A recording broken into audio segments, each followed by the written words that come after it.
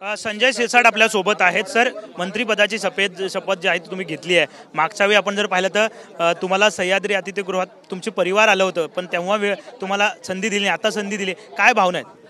हे बघा, संधी जेव्हा मिळायची तेव्हाच मिळते. मी अनेक वेळेला तुम्हाला सांगितलं की नशिबात असेल तर ते मला मिळेल, आणि आज मला ती संधी एकनाथ शिंदे साहेबांनी, देवेंद्र फडणवीस साहेबांनी ही दिली. मी निश्चित त्याचं सोनं करण्याचा प्रयत्न करेन. काही ज्येष्ठ मंत्र्यांना जे आहे ते थांबवण्यात आलं आणि नव्यानं संधी जी आहे ती शिवसेनेच्या सगळ्या तिन्ही पक्षात पाहायला मिळते, तुमच्या पक्षात सुद्धा पाहायला मिळते. नाही, तर हे रुटीन भाग आहे.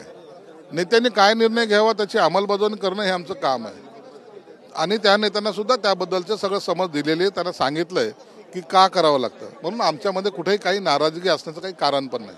मराठवाड्याचे प्रश्न जे आहेत ते प्रखरपणे कशा पद्धतीने मांडाल, आणि राज्यातलं तुम्ही नेमकं काय विचार ठेवून राज्याच्या विकासासाठी तुमचं काय एम्स काय असतील? मला जी जबाबदारी दिली, ज्या खात्याची दिली, मला आणखीन खातं माहीत नाही, पण जी जबाबदारी दिली मी प्रामाणिकपणे पार पाडेल. आणि शिंदे साहेबाला सुद्धा अभिमान वाटला पाहिजे, होय मी ज्याला मंत्री केले त्यांनी प्रामाणिकतेने काम केलं. रोज तुम्ही वेगवेगळ्या बाईट्स चॅनलच्या माध्यमातून देत होता, संजय राऊतांना सुद्धा प्रतिक्रिया रोज देत होता, आता काही शुभेच्छा त्यांच्याकडून आल्या तर स्वीकाराल का? निश्चित स्वीकारेल. संजय राऊत का माझा दुश्मन थोडी आहे, माझे मित्र आहेत.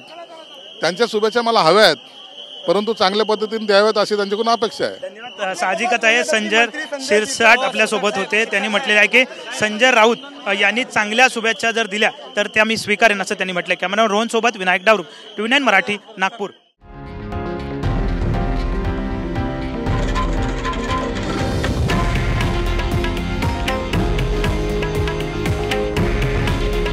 हे आहे देशातील नंबर 1 न्यूज नेटवर्क, आणि आपण पाहत आहात TV9 मराठी.